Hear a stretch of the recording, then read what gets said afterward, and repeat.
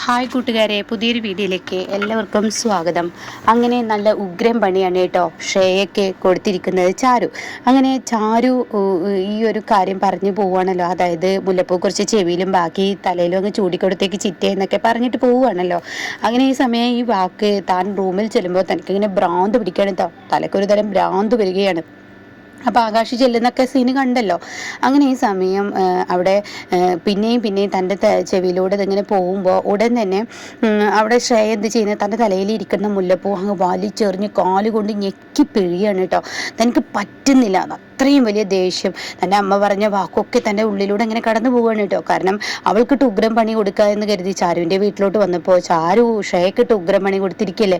അങ്ങനെ ആ ടെൻഷനിലാണ് കേട്ടോ. ഇതേ സമയം ഇപ്പുറത്ത് അരവിന്ദൻ വന്നിട്ട് പറയാണ്, എൻ്റെ ശാന്തപ്പമാമ എന്നൊക്കെ പറഞ്ഞ് വിളിച്ചിട്ട് പറയാണ്, എന്തായാലും ഇനിയിപ്പോൾ റെഡി ആവാനായിട്ട് പോവാൻ, നമുക്ക് റൂമിലോട്ട് പോകാനുള്ളത്. എന്തായാലും അവരിങ്ങനെ എന്തെങ്കിലും 8-ന് പണി തരാനായിരിക്കും വന്നതെന്ന് എനിക്കറിയാം. പക്ഷേ ഇത് എന്താവുമെന്ന് എനിക്കറിയില്ലായിരുന്നു. എന്തായാലും കാര്യങ്ങളൊക്കെ ഇപ്പം നടന്നു.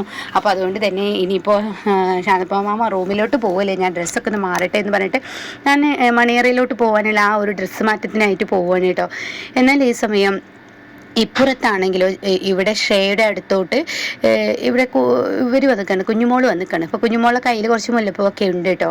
മുല്ലപ്പൂവൊക്കെ പിടിച്ചിട്ട് കുഞ്ഞുമോൾ വരുമ്പോൾ കാണുന്ന കാഴ്ച റൂമിൽ ശ്രേയ ഇത് വലിച്ചെറിഞ്ഞിരിക്കുന്ന ആ അവസ്ഥയാണ് കേട്ടോ. അപ്പോൾ ശ്രേയ ഇതെന്താ മുല്ലപ്പൂ പഴയതായതുകൊണ്ടാണോ ഇത് കളഞ്ഞത്, ചാരു മുല്ലപ്പൂ കൊണ്ടുവന്നതുകൊണ്ടായിരിക്കും എന്ന് പറയുമ്പോൾ ഇങ്ങനെ ഒരുതരം ദേഷ്യം നോക്കുന്നത് പോലെ ഒരുതരം ദേഷ്യഭാവത്തിൽ ഇങ്ങനെ നോക്കണം കേട്ടോ. തനിക്ക് കലിപ്പടങ്ങുന്നില്ല, അത്രയും ദേഷ്യഭാവത്തോട് കൂടി നോക്കണം കേട്ടോ. പക്ഷേ കുഞ്ഞുമോൾക്ക് അത് മനസ്സിലാവുന്നില്ല. അപ്പോൾ കുഞ്ഞുമോൾ പറയണേ, നിൻ്റെ തലയിൽ മുല്ലപ്പൂ ഞാൻ ചൂടിത്തരാം. അപ്പോൾ പല്ല് കടിച്ചിട്ട് പറയാം, എനിക്ക് വേണ്ടെന്നല്ലേ പറഞ്ഞത്. അപ്പോൾ ഉടൻ തന്നെ അത് ഇങ്ങനെ ശ്രദ്ധിക്കുന്നില്ല കേട്ടോ കുഞ്ഞുമോൾ. എന്നിട്ട് കുഞ്ഞുമോൾ വീണ്ടും പറയണേ, തലയിൽ മുല്ലപ്പൂ ചൂടിത്തരാം, ഇങ്ങത്തായോ ഞാൻ തലയിൽ മുല്ലപ്പൂ ചൂടിത്തരാം എന്ന് പറയുമ്പോൾ എനിക്ക് വേണ്ടെന്നാണ് പറഞ്ഞത്. അപ്പോൾ വീണ്ടും പറയണേ കേട്ടോ, മുല്ലപ്പൂ ഞാൻ ചൂടിത്തരാം, എനിക്ക് വേണ്ടെന്ന് പറഞ്ഞില്ലേ എന്ന് പറഞ്ഞിട്ട് പല്ലും കടിച്ചങ്ങ് ദേഷ്യത്തോടു കൂടി പറയണ്ട. അതെന്താ നിനക്ക് വേണ്ടാത്തതെന്ന് പറയുമ്പോൾ എനിക്കിതിൻ്റെ മണം അതത്ര ഇഷ്ടമല്ല, എനിക്കിതിൻ്റെ മണം ഒരു തരം തലവേദനയാണ്, ദേഷ്യം പിടിപ്പിക്കുകയാണ്, അതുകൊണ്ടാണ് എന്ന് പറഞ്ഞിട്ട് അത് വലിച്ചെറിയണം കേട്ടോ. അങ്ങനെ കുഞ്ഞുമോൾ പറയും, ശരി എന്നാൽ അങ്ങനെ ആയിക്കോട്ടെ, എന്നാൽ നമുക്ക് റൂമിലോട്ട് പോവാമെന്ന് പറഞ്ഞിട്ട് കുഞ്ഞുമോള് ഷേയെ വിളിക്കുകയാണ്. അങ്ങനെ റൂമിലോട്ട് പോകാൻ പതിയെ ഇങ്ങനെ മണിയറയിലോട്ട് കൊണ്ടുപോകാനുള്ള ആ ഒരു തത്രപ്പാടോടുകൂടി പതിയെ ഇങ്ങനെ പോവാണ് കേട്ടോ. അപ്പോൾ ഷേ ആണെങ്കിൽ ഓരോ അടി ഓരോ ചുവടും താൻ മുന്നോട്ട് വെക്കുമ്പോൾ തൻ്റെ പല്ല് ഇറുക്കി കടിച്ചിട്ടാണ് കേട്ടോ പോകുന്നത്.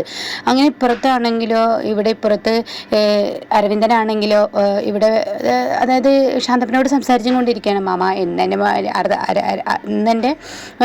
ആദ്യ രാത്രി എന്ന് പറയാൻ പറ്റില്ല, 2ാം രാത്രി നടക്കുമായിരിക്കില്ലേ. ആദ്യ രാത്രി അന്ന് കറണ്ട് കളഞ്ഞിട്ടൊക്കെ മനഃപൂർവ്വം പോയി, എന്നാൽ 2ാം രാത്രി ഇന്ന് നടക്കുമല്ലേ.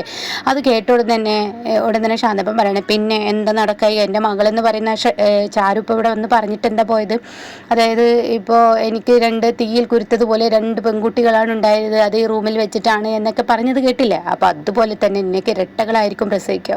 എൻ്റെ മാമ ഇങ്ങനെയുള്ള വാക്കുകൾ പറഞ്ഞ് എന്നെ ഇങ്ങനെ മോഹിപ്പിക്കല്ലേ, ഞാനുള്ളത് പറഞ്ഞതാടാ, എന്തായാലും നിനക്കത് തന്നെ സംഭവിക്കും, നിനക്കത് തന്നെ ഉണ്ടാവും.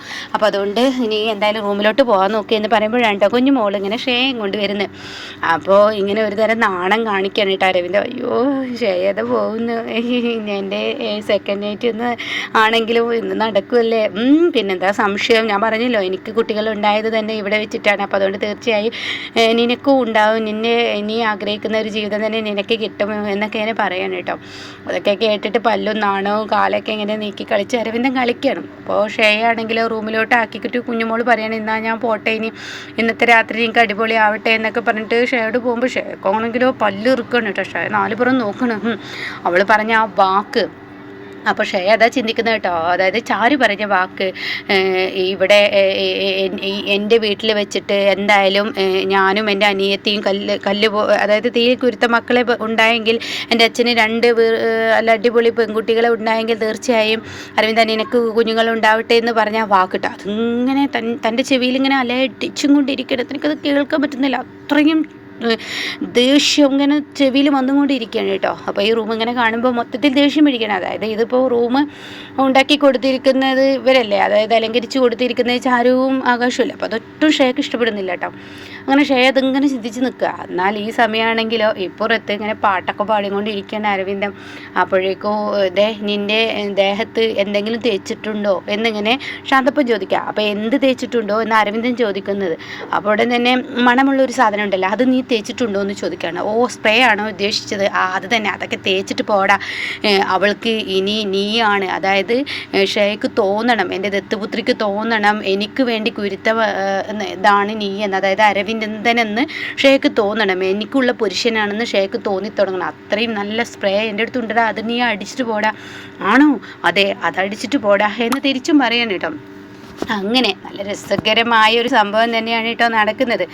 ഇപ്പുറത്ത് പറഞ്ഞു വിടാണ്, എന്നാൽ നീ ചെല്ലാൻ നോക്ക്, ഞാൻ എന്നെ പറഞ്ഞു വിട്ടുതരാം എന്ന് പറഞ്ഞിട്ട് പതിയെ എങ്ങനെ റൂമിലോട്ട് കൊണ്ടുപോകണ്ട. അപ്പോൾ ചെറിയൊരു പാട്ടൊക്കെ ഉണ്ട് കേട്ടോ, നല്ല രസകരമായ പാട്ട് ശാന്തപ്പം പറയുന്നത്. എന്നിട്ട് അയ്യോ, ആ പാട്ടിൻ്റെ പകുതി എന്താണെന്ന് എനിക്കറിയത്തില്ല എന്നൊക്കെ പറയുന്നുണ്ട് കേട്ടോ. തമിഴിൽ വേറെ പാട്ടായതുകൊണ്ട് ഇവിടെ എന്താവുമെന്ന് പറയാൻ പറ്റത്തില്ല.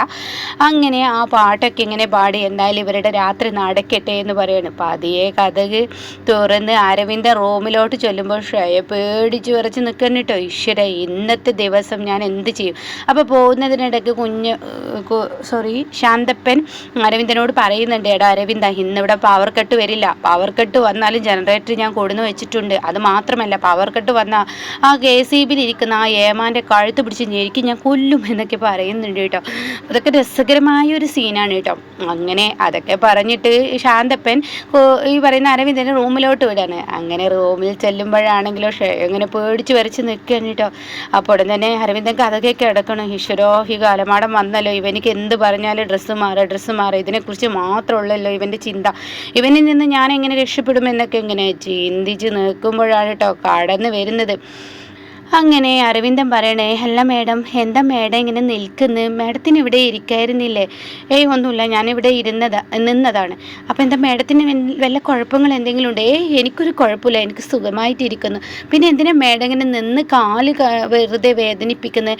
കാല് വല്ലാതെ വേദന എടുക്കുള്ളൂ, മേഡം അവിടെ ഇരുന്നോളും. കുഴപ്പമില്ല. അങ്ങനെ പറയല്ലേ മേഡം, മേഡത്തിനോട് ഒരുപാട് കാര്യങ്ങൾ പറയാനുണ്ട്. ഇന്നലെ രാത്രി നടക്കേണ്ട സംഭവം ഇന്ന് നമുക്കിടയിൽ നടക്കാൻ പോവല്ലേ, അതുകൊണ്ട് മേഡം ആ കട്ടിലോട്ട് ഇരിക്കൂ. അയ്യോ ഷേയെ, നീ എന്തെങ്കിലും ഒന്ന് കണ്ടെത്ത് ഷേയെ എന്ന് തന്നെ ഷേയുടെ മനസ്സിനോട് പറയാണ്.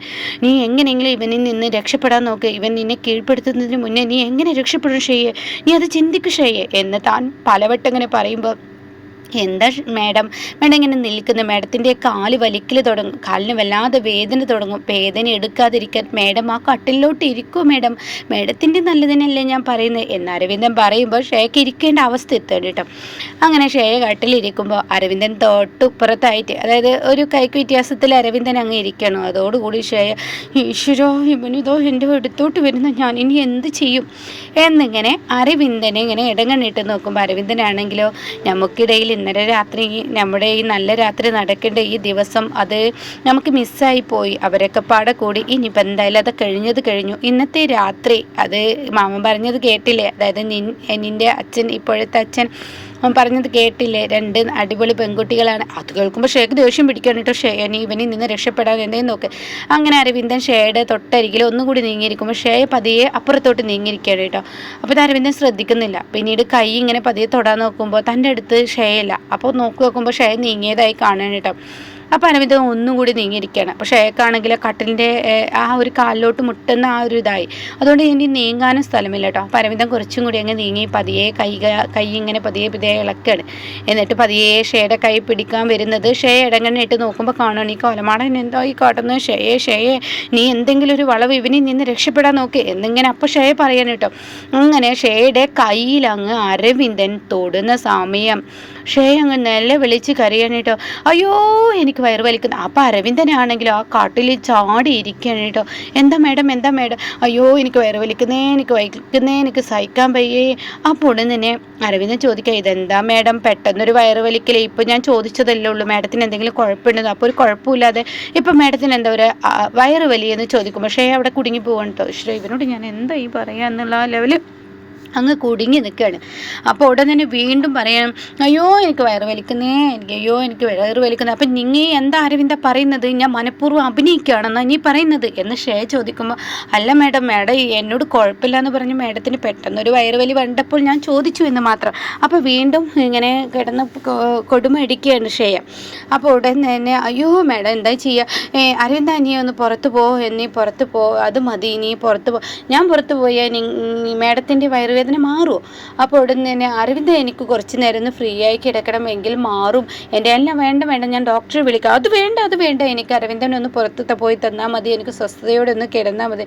ഈശ്വര, എൻ്റെ ജീവിതം നായനാക്കി. ഈശ്വര, ഇങ്ങനെ ഒരു ജീവിതമാണ് എനിക്ക് വരാൻ പോകുന്നത്, ഞാൻ അറിഞ്ഞില്ലല്ലോ എന്ന് പിറുപിറ പറയുമ്പോൾ ശ്രേയ ചോദിക്കുക, എന്താ അരവിന്ദ പറഞ്ഞേ? ഒന്നുമില്ല എന്ന് പറഞ്ഞിട്ട് അവിടെ കിടക്കുന്ന പായ എടുത്ത് അരവിന്ദൻ പതിയെ പുറത്തോട്ട് കിടക്കണം കേട്ടോ. അതേ സമയം ശ്രേയയുടെ ഒന്ന് നോക്കുമ്പോൾ ശ്രേയ വീണ്ടും, അയ്യോ എൻ്റെ വയറ് വലിക്കുന്നേ, എനിക്ക് സഹിക്കുന്നില്ലേ, വയറ് വലിച്ചിട്ട് ബുദ്ധിമുട്ടായി എന്ന് പറഞ്ഞ് വീണ്ടും അഭിനയിക്കുകയാണ് കേട്ടോ. അങ്ങനെ അരവിന്ദൻ പുറത്ത് കിടക്കുമ്പോൾ, ഇത് നായ നക്കിയത് ജീവിതം തന്നെയാണ്, എനിക്ക് ഒരിക്കലും ഇവളുമായി ഒത്തുപോകാൻ പറ്റത്തില്ല എന്നുള്ളത് സത്യം അരവിന്ദൻ മനസ്സിലാക്കണം കേട്ടോ. അപ്പം അങ്ങനെ രസകരമായ ഒരു മുഹൂർത്തം തന്നെയാണ് ഇനി നെക്സ്റ്റ് എപ്പിസോഡിൽ വരാനിരിക്കുന്നത് കേട്ടോ.